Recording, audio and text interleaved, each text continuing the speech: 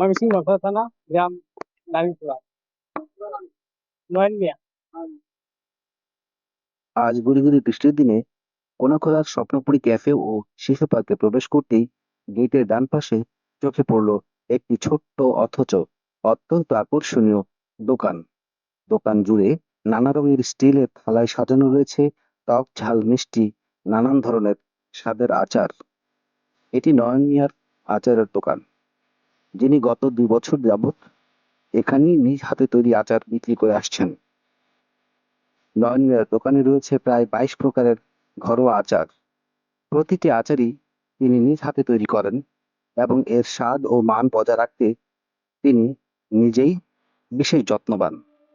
দোকানে পাওয়া যায় আলু বোখারা, আম, তেঁতুল, কুল, চেরি ফল, চালতা, জলপাই, আমসত্ত্ব, আমফলি সহ বিভিন্ন ধরনের আচার। এগুলো সবই স্থানীয় ফলমূল ও মশলা দিয়ে তৈরি, যাতে কোনো কৃত্রিম রং বা সংরক্ষণকারী উপাদান ব্যবহার করা হয় না। নন্যা জানান, তিনি প্রতিদিন সকালেই তাজা ফলমূল সংগ্রহ করেন এবং নিজেই আচার তৈরি করেন। তার কথায়, আমি চাই ক্রেতারা যেন ঘরের তৈরি আচারের স্বাদ গ্রহণ করতে পারে, তাই কোনো প্রকার রাসায়নিক উপাদান ব্যবহার করি না। এই সততার কারণেই তার আচার স্থানীয় এলাকা সহ দূর দূরান্তের দর্শনার্থীদের কাছে অত্যন্ত সমাদৃত। দোকানের সবচেয়ে জনপ্রিয় দুটি আচার, তার মধ্যে আলু বোখারা এবং চেরি ফলের আচার। বিশেষ করে শিশু ও তরুণদের কাছে এই দুটি আচারের চাহিদা বেশি।